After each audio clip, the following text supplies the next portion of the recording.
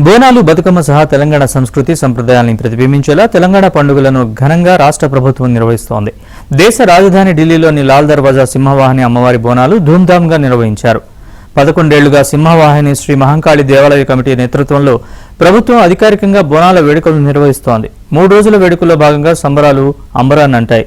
లాల్ దర్వాజా బోనాలు నిన్న India gate నుంచి తెలంగాణ భవన్ వరకు మహంకాళి అమ్మవారి ఘటాల ఊరేగింపు భక్తి శ్రద్ధలతో సాంస్కృతిక నృత్యాల మధ్య అత్యంత అట్టహాసంగా జరిగింది.